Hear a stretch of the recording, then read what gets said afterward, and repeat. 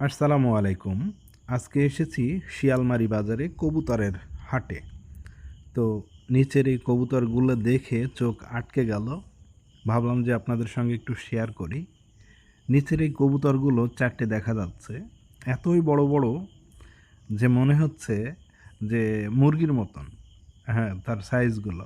ওজন কতটুকু হবে? সম্ভবত ১ কেজির কাছাকাছি। তার থেকেও বেশি হতে পারে। এত বড়, বড় সাইজ।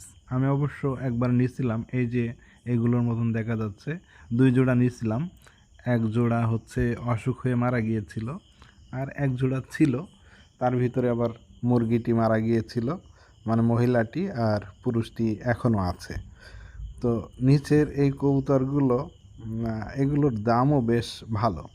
পরে আমার আসলে ৩ টা কবুতরের মোরগ আছে, কিন্তু মুরগি নাই। আমি হাটে এসেছি মুরগি নিতে।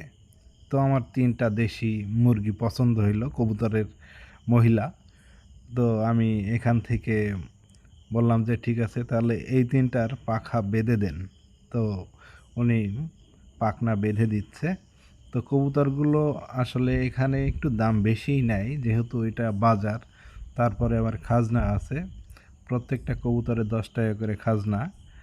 আর এমনিতে একটা ৳২০০ পিস।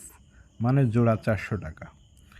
যাই হোক, শেষমেশ নিতেই হলো যেহেতু কবুতর পুরুষগুলো বাসায় রয়েছে, না হলে আবার উড়ে চলে যাবে। এই কারণে নিয়েই নিলাম ৩ টা মুরগি, মানে কবুতরের মহিলা ৩ টা নিয়েই নিলাম। এই আর কি। তো আপনাদের সঙ্গে ভাবলাম যে একটু শেয়ার করি যে কবুতর শিয়ালমারি আসলে আছে, কিন্তু এখান থেকে সমস্যা হয় কি, বাজার থেকে কবুতর নিলে ২-৩ দিন পরে চোখ দিয়ে পানি পড়ে, চোখ ক্যাতরায়, মানে অসুস্থ হয়ে পড়ে। হ্যাঁ? তো একজনে বলল যে একটা ট্যাবলেটের নাম বলল। তো এই ট্যাবলেটটা মাঝে, মাঝে খাওয়াবেন তাহলে ঠান্ডাজনিত বা জ্বর এগুলো আর আসবে না। হাঁস, মুরগি, কবুতর সব কিছুর আপনি এইটা ক্যাপসুলগুলো ভাতের সঙ্গে মাখিয়ে খাওয়াই দিবেন ১ সপ্তাহ পর, পর আরকি। তাহলে দেখবেন যে আপনার আর অসুখ হবে না। তো দেখলাম যে বুদ্ধিটা তো ভালোই। তা আমি অবশ্য ওষুধ-টষুধ খাওয়াই না বাজার থেকে আনলে। তো আজকে আসার সময় ৪ টে ট্যাবলেট ক্যাপসুল নিয়ে আসলাম।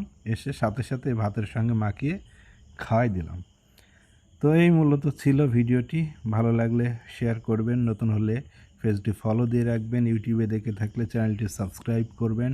আল্লাহ হাফেজ।